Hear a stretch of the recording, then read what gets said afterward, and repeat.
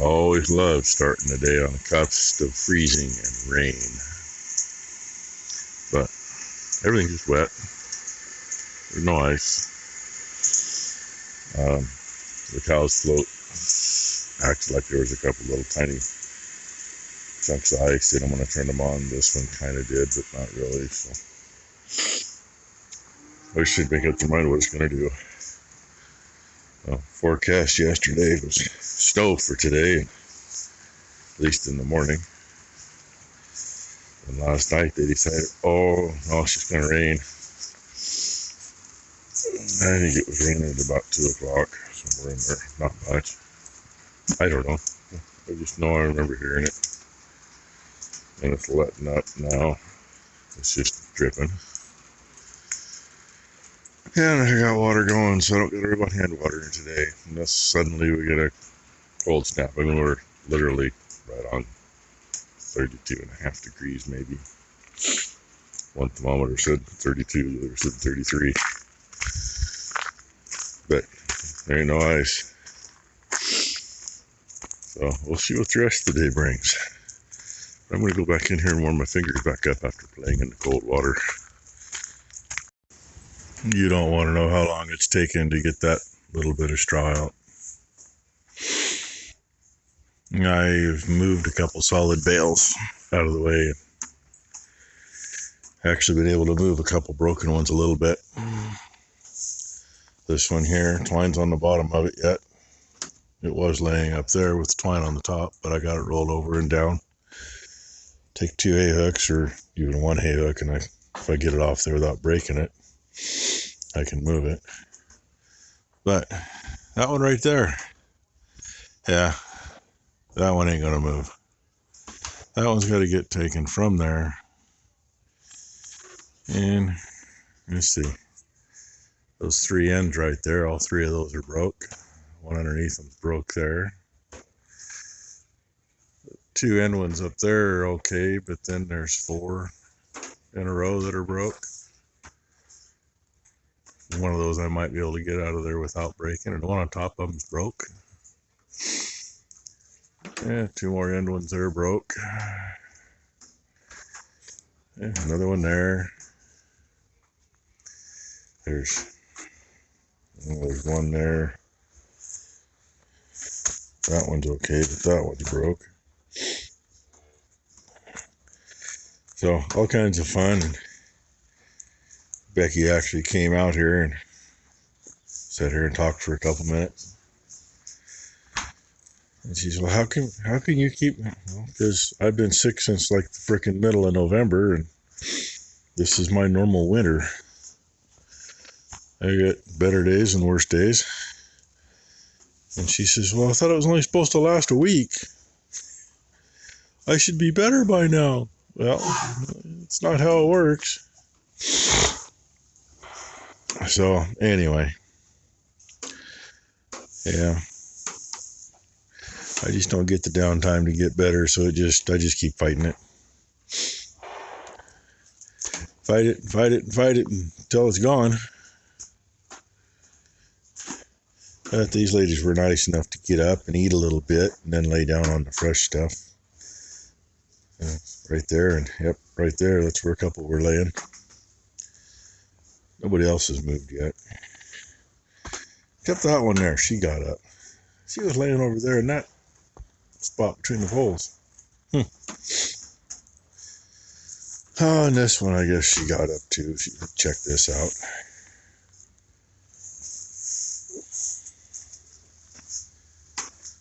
So, some of them are starting to dry off a little in here. That's what a lot of people don't understand. Yeah, it's freaking cold when you guys are up there in that minus 40 and crap. Especially with the wind. But it's dry. It takes probably twice the energy for these girls to stay warm. And I don't know if you can see it on them, but those 2 in the middle of the screen with their butt toward us, they're steaming. No, there's steam coming off all of them. And not out their, well, it's coming out their nose, but not just out their nose. It's coming off their whole body. So So, you know much about evaporation and its effects. They're eating to stay warm. They're not eating to grow. So that's one reason we feed a lot of ground oats. Oats doesn't do a whole lot for growing them, but it's energy. So if they get enough oats to get enough energy to keep warm, then the hay that they eat can all go to them and their calves. That's my theory anyway, and I haven't had anybody be able to dispel that. Even a couple of the better nutritionists, they can't argue with me on it. It works. Those girls are probably the driest ones, because they were smart enough to spend most of their night inside, not outside in the rain. They don't have that much room that's not covered, because from where the gate wall there is clear out to the end of there, that's all got a roof under it out there 16 feet. So almost half of their outside area is covered, which helps. Anyway, I'm not getting this done.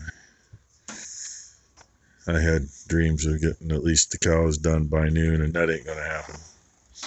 Ain't no way. Not without 2 or 3 more people. Even then, there's so much broken shit. The only other time I remember having broken bales like this,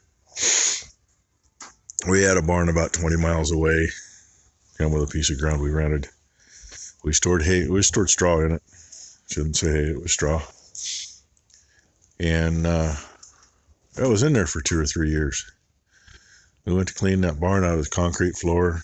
Nice barn. I wasn't tall enough, but it was a nice barn. We had a 20-foot single axle and a 20-foot tandem axle. Tandem axle, we always left the racks on. Took them both over. We loaded all the broken ones into the tandem axle. Had both trucks backed in there together. All the solid bales went on the single axle. The time we had the single axle loaded with a load of solid bales to come home, we had loaded the tandem axle to the top of its 5-foot racks at least 4 times and gone and dumped it in a canyon over there. We brought 3 truckloads home, and we dumped at least probably 12 or 15 truckloads. And the only one other than that was a barn just up the road that away from us.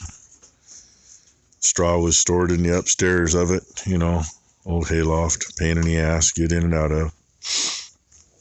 And that one, we pretty much just backed the truck underneath the door, shoveled everything out. But that wasn't our straw that was in there. That was left from someone else, and we were cleaning it out for the use of the building, which we used the straw. It all came right in here, and if I remember right, I was a little kid then, but if I remember right, backed the truck up over there by the grain bin, and Dad just took the old Massey loader tractor with the manure forks on it, scooped it right out of the back of the truck, and came in here as far as he could and dumped it, which at that point wasn't very far. 2-wheel drive tractor coming into 2 feet of manure don't go very far. And there were 4 or 5 of us with pitchforks, and we bed the whole barn. And this over here was a little nicer because he could get closer, But anyway, that's enough bullshit. I still got to do something with this. So I'd sit here and look at it and cry, and I ain't going to do that. I'm just going to do it. Well, I haven't got you too much today, but number one, made it out here. She needed to get away, We've been sitting in the shop talking, just her and I, for probably the last 45 minutes or an hour. She got to talk with her sister for a bit, her mother, and helped toss a little bit of straw out. She just fed the yearlings hay. And she walked out and got her boots dirty, let the cows in, but we can't watch cows go by tonight.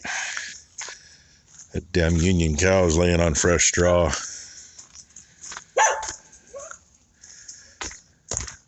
They're all just laying in there.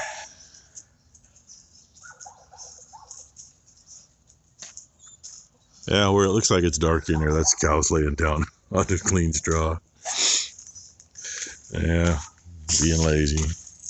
Even the 2-year-olds aren't too worried about coming out, but she decided she wants some of that tub, so. Everything's spread. You don't want to know how many of those damn broken bales. I just know that I'm tired of it. And I'm tired. Don't feel good.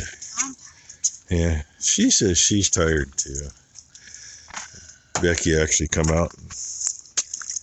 She came out this morning and says, "Oh, hey, look, dog's taking a pee. What do you know? We'll turn you the other way, just because I got to switch hands anyway. Because I was cheating. I used to have a foot bath. She's feeling so crappy, I just told her, go back in the house." And thank you guys for all you guys posts and stuff. I am slowly going through them. I'm just having a hard time spirit-wise, so thank you guys. It does mean a lot to us. I just haven't gone through all of them yet. I'm going slow about it. We very much appreciate it, more than you guys will ever know. We never knew how much you would touch anyone in this entire world. So thank you. I'm not going to cry. Not going to cry. So you heard it from her. Like I said last night, all your thoughts and prayers are very, very, very much appreciated. She's been passed them on. And Maury and his parents appreciate them very much. And like I said, I'll still be going through them and stuff. I just probably won't get to them necessarily right away. I told her there's a few she didn't know about yet, so she'll get to you if she hasn't. And like I said, that's the day. I don't know how much I got on here, but it ought to be enough one way or the other, right? Maybe it's too much. Hell, I don't know. I'll get over it. You got to see me. Yeah, look, you got to see her. Makeup done too. Adam informed me. Adam picked out my nails too. Nail cam. Lucky. Yeah, Adam informed me I had to do turquoise and cow print. And that I had to put my makeup on because that's what Grandma told me to do. That woman never had a hair out of place. The last couple of nights they've had a house full of spirits, so and she's been trying to decipher. The good thing is they're all family, and even though most of them she never got to meet, she knew who they were. So it just needs a couple of long drives. Yeah, she's been out to drive around and clear her head and get warmed up, because it gets a little chilly when that happens. It's like being in a freezer. So anyway, thank y'all again. Thanks for watching.